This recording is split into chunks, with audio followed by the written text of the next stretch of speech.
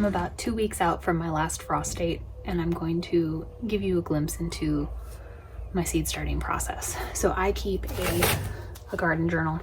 It's just a dotted grid notebook that I picked up at Walmart. The thing that makes it a garden journal is that I record my garden things in it.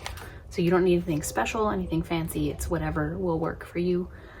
This is just a log of as I'm going through the season. I have a spreadsheet that records like future dates. It keeps my past history of where I've planted things in the garden. So this is primarily the dates that I've started. Sometimes I'm better about recording approximately how many I've started. But what this will mostly do for me is it will provide me something to go back to next spring and be, when did I start this? How many times did I do this? When did I harvest this? So you're creating a history for your area, for your garden space. It's a place to note the things that you really enjoyed or you want to plant more of, the things that you tried that didn't work out or you didn't like. It's a common idea that, well, I'll remember.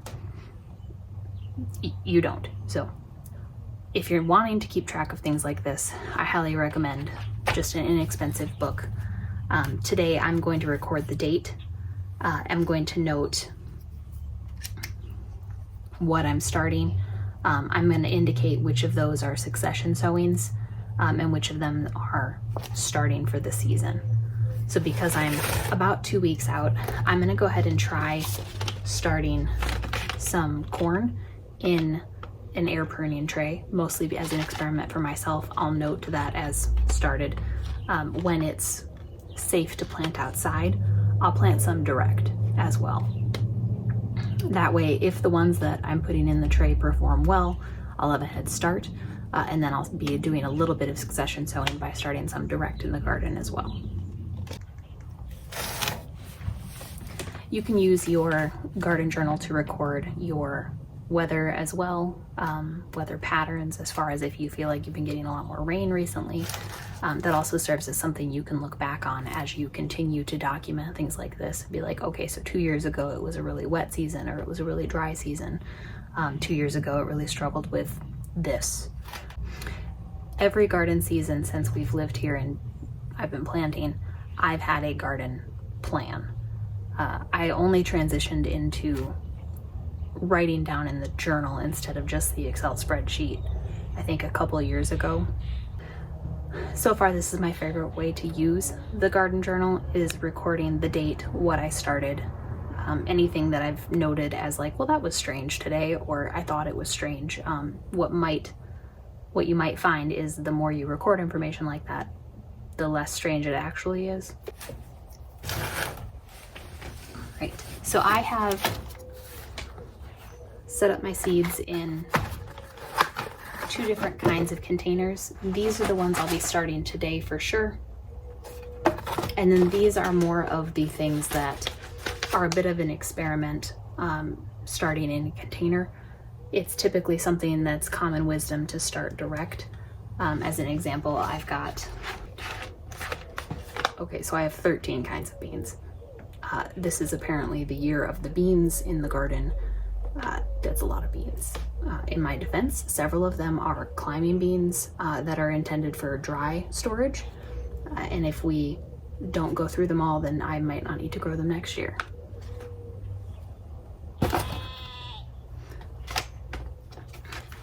Some of these things in this container are also not going to be started. So carrots, not a good plan to start.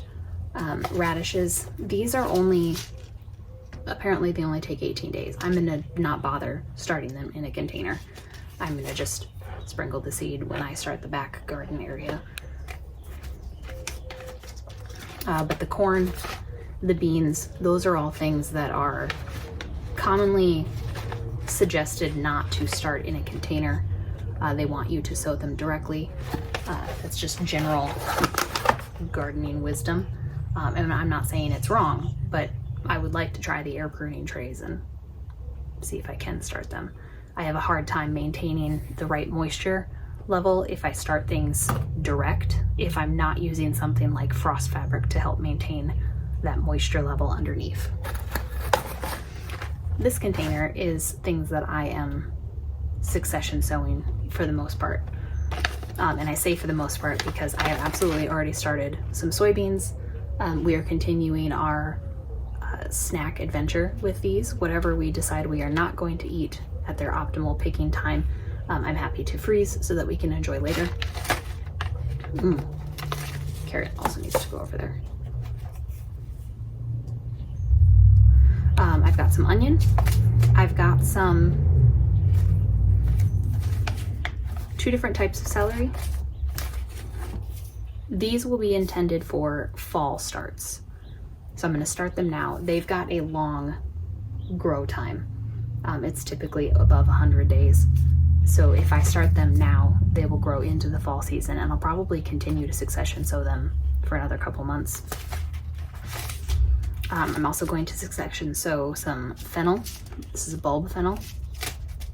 And then I'm going to succession sow some kohlrabi. I've got 3 different kinds. This one is the one that's supposed to be as big as my face, and I'm very excited.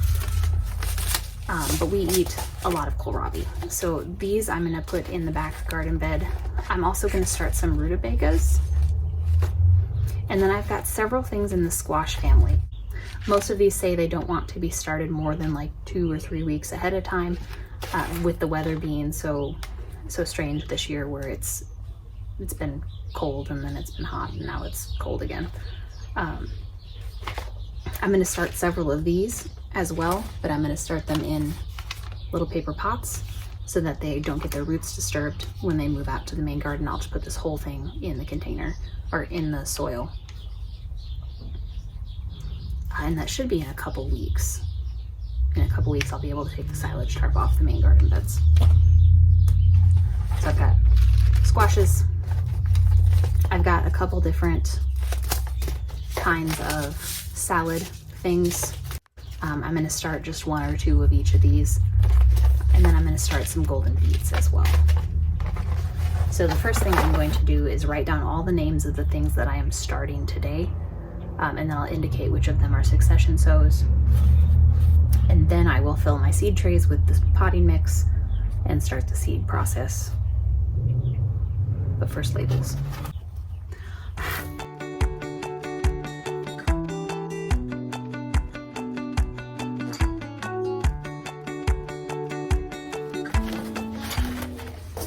As I go through my labels, I try to group them by family type. So I had a cucumber, which is more like a squash. So I'm going to move him back by my squash friends and continue labeling. Because I'm working on succession sowing and trying to be better about this, I'm also indicating when I wrote down my celeries that they are intended for fall harvest. And the next time I do a succession sowing, I will mark it as an S for succession as well as fall.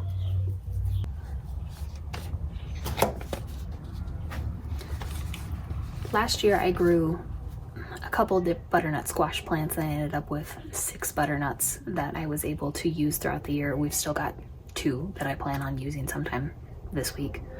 But I found out we like butternut and it's a good storage crop. So because I have a relatively short growing season, finding things that I can grow within that growing season and then store for use later is a high priority. What I don't need to grow in the greenhouse in terms of trying to extend my season, excellent. So I'm going to try all of these in the main garden area. Anything that was just towing the line on me having only 120 days, I put in the greenhouse a couple weeks earlier, I think by a whole month. So I'm hoping to hedge my bets with that, either prolong my harvest with those things, or simply extend my season so that I'm able to get something from those vines.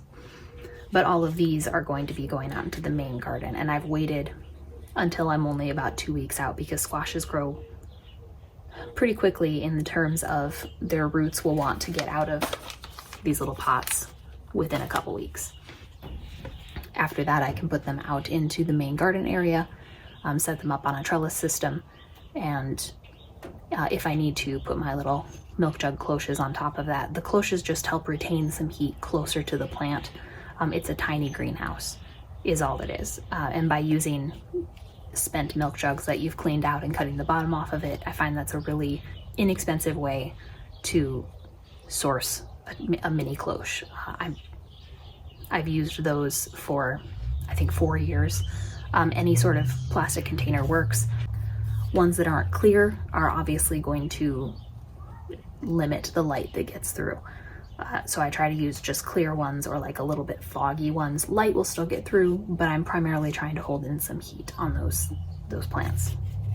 So more sensitive plants get the little hat on them when they go out into the main garden area. So I think this year I've got, for some reason I thought I had more than 2 butternut varieties, but I've got Violina rugosa butternut squash. So it says it's a unique violin-shaped squash. This is from Hudson Valley Seeds. I did a pretty big order for that last fall. That's just bush delicata. I've got a Nutter butternut squash. So this one's supposed to be early maturing, medium-sized fruit with consistent nutty and sweet flavor. It says it's well adapted to short seasons and it has some tolerance to powdery mildew. Yeah, then this Autumn Frost F1 just has a butternut flavor to it. That's why I thought I had more butternuts.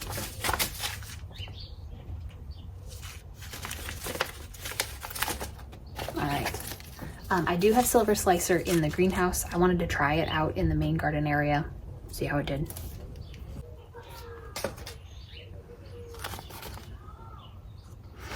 I have spaghetti squash seeds. I'm the only one in the house that really likes spaghetti squash, so I'm probably going to do just 1 plant of this, which would be fine. That gets plenty for me occasionally. It's not something I want with every meal, but it's something I enjoy having. All right, and then we're getting into beets and salad greens. Beets I grouped with my salad because I do grab beet leaves to toss in with my salad, or I'll toss it in with ramen. I make what I call fancy ramen, which is not fancy. It's got more thrown into it than noodles. So it's more interesting. I wanted to see how old this lettuce seed was because I've been trying to use it in order of purchase. So if I purchased it first, I want to use it first. I do tend to like red lettuces, particularly romaines. I think those are good. And then I've got a slow bolt green. And then these are new ones to me. I have a Siamese dragon stir fry mix. That's just a salad blend. And then this Old Tokyo Komatsuna. I grew this over winter, was very tasty, and it says it's got some heat tolerance, but it would prefer cool seasons, and we're gonna try. I'm gonna put it in that back bed where it gets less sun, but still sun, and we're gonna see how long it'll go.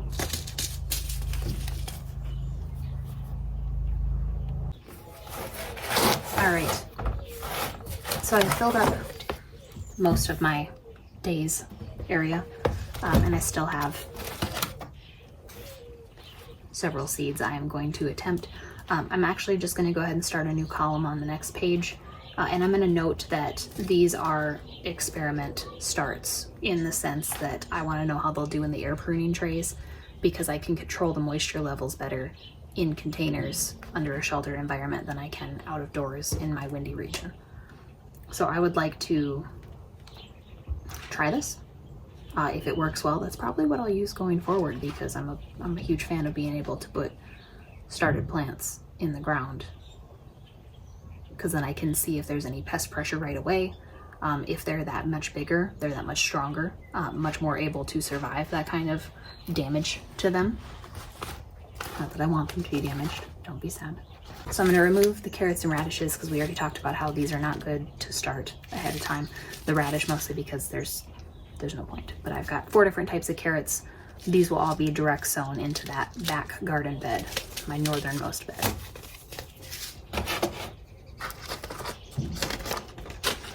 We use corn for popping.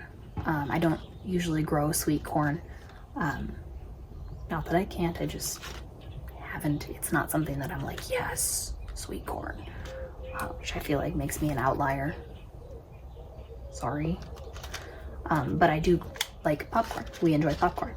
So I grow these for drying, and then I take all the kernels off and I put them in a jar, and then throughout the season we can enjoy garden fresh popcorn. Last year I grew a dwarf variety that was also blue, and I enjoyed having a fun color, so I'm going to continue that trend, this time with Hopi turquoise. So I am noting at the top of the page, experiment, air prune, and the date. And then I tried to group these by bush or pole variety. So I've got bush beans up first. I did a huge order last fall. It was Hudson Valley. This spring I did one through Baker Creek or Rare Seeds. I've got some from a whole bunch of different places. Sometimes if I'm running through the local box store, I'll pick some up as well, because I noticed I don't have an herb or something. So I don't have a particular loyalty. Some of these are from Johnny's. It's just really whoever has what I'm looking for. So because some of these are bush and some are pole, I am noting B next to them for bush. P would be for pole. It's creative like that. The system you need is the one that you're going to understand later. I'm excited about these. This I want to find a room for in the greenhouse. It's, I think, got a longer growing season. Maybe not. 80 days. That's exciting. I still want to try it in the greenhouse. I think it'd be really pretty.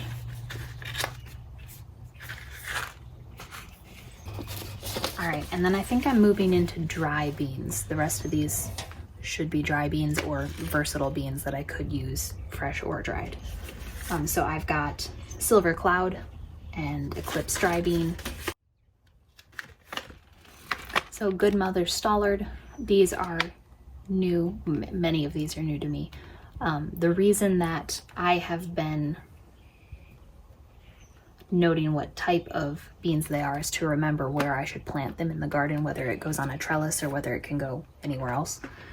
Because they're nitrogen fixers, it's nice to plant next to the things that would require a higher nitrogen level. The other thing that by growing all these different types of varieties, they have different maturity dates, which means that I will get crops at different times throughout the season.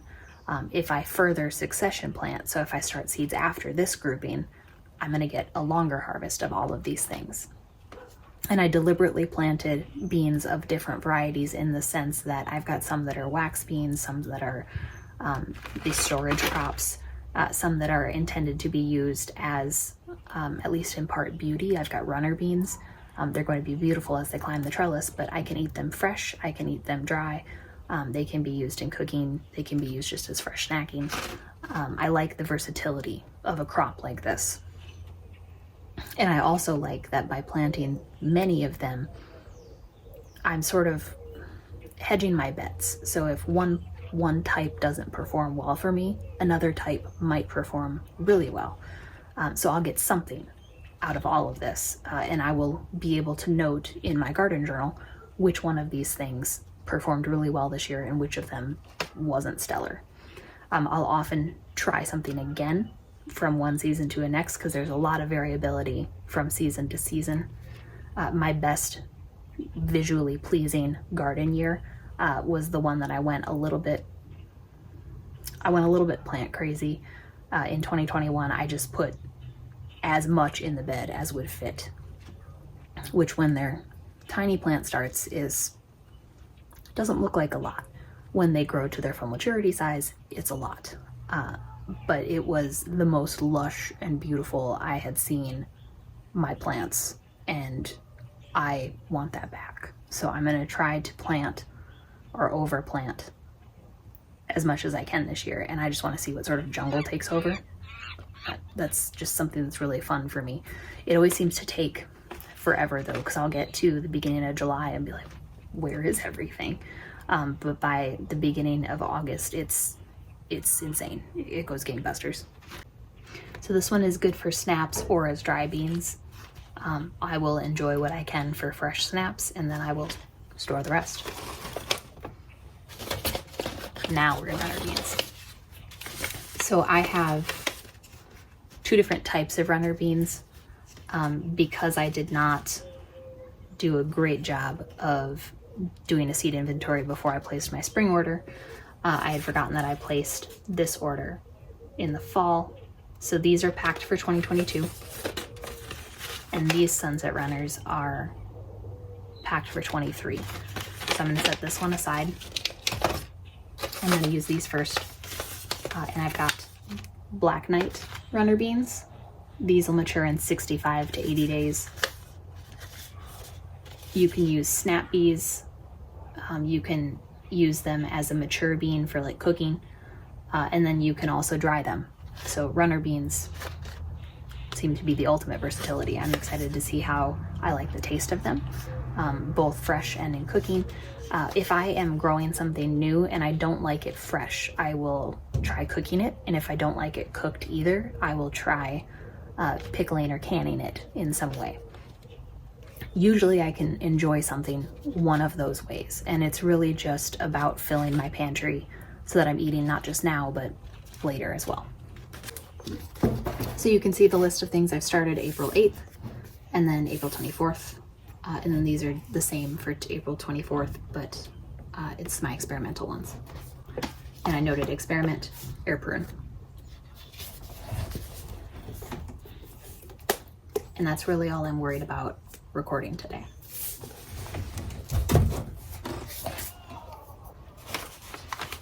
So these are reserved for the squash plants. I'm gonna set them aside.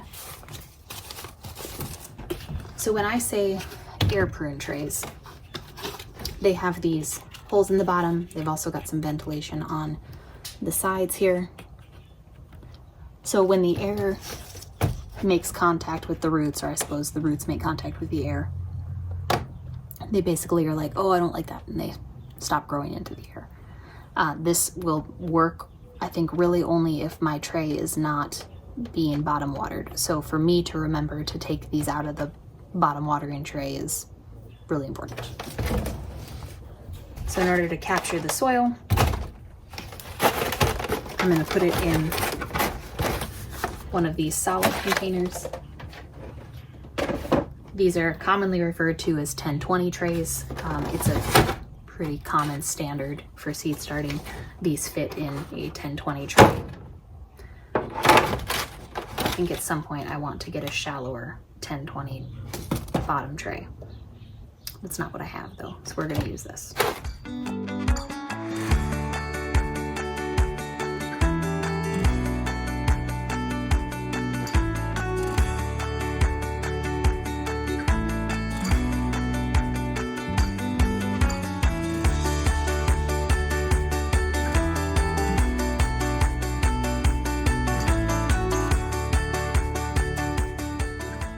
The way these air pruning trays work is you keep the soil in those cells with the holes in the bottom by pressing down. So you are compacting it in there. When you water it in, it'll hold together. But the excess falls into your whatever you were using. So if you did it on a flat table, it fell there and you can brush it into your bag. I'm gonna put this back in my potting mix bag to be used in other containers. And then we're going to go ahead and water this so that it is absorbing the water, and then I get an accurate idea of how moist this medium is. And then I'm going to go ahead and start planting things and labeling the rows.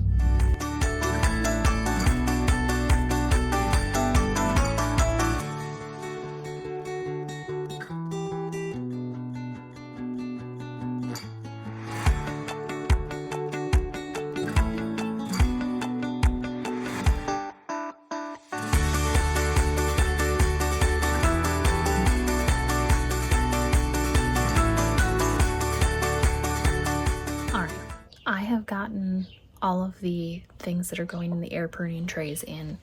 I did want to show you this really quick, because I planted beans here, and they're all in the bean family, obviously, but they look different, and I wasn't necessarily expecting runner beans to be so large of a seed, and then the good mother Stallard just looks beautiful. So I'm going to show you this. All right, so I have my beans here. The water in the bottom is going to soak up through the potting medium, so I wasn't super worried about that. And I did have another duplicate seed with the red swan bean, where I purchased one from Hudson Valley and one from Baker Creek. So I actually only have 12 beans. So it's, I say that like it's less of a problem. Obviously it's not. But here are the purple TP beans, not purple. The tricolor beans. So this is a mixture of 3 different types of beans. So I made sure to do the white, the brown, and the purple shades in alternating colors, so I would get a blend out of that. And here are the pencil yellow wax beans. I expected these to be yellow for some reason. They're black. They're pretty, but not yellow. The red noodle bean. It's another like little brown color, but it's small in comparison to some of these other guys. Like this is the silver cloud bean for drying. Look at this. It's huge. Then the eclipse dry bean. That one looks really neat, especially next to the silver cloud. And then here's the good mother Stallard. This is just pretty. Look at that. Then we get into Trail of Tears. This is black. And then here are our runner beans. These seeds, compared to their neighbors, massive. But there doesn't appear to be a huge appearance difference between the Black Knight and the Sunset Runner, except that they're huge. They're like the size of my thumb. Because I miscounted and I only had 2 cells in the other tray of golden beets, and I can tuck these in all over the place, I did 2 rows of these. So that finishes out this tray. I'm going to tuck the beans in, and then I'll plant the squashes.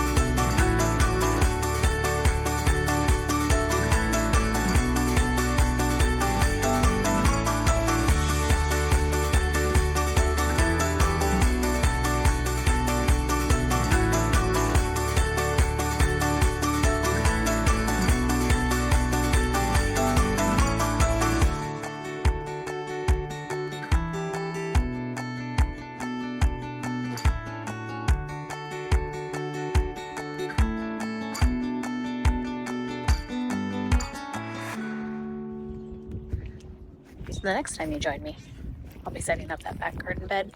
It is the one that gets the sun latest in the day and still gets 6 to 8 hours of sun, so I'm able to grow things in there and take advantage of that microclimate a little bit when it is less hot.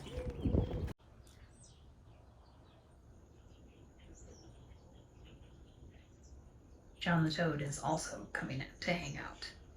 This is, I think, the furthest out of his little nest I have seen him. He must also be excited about seed starting.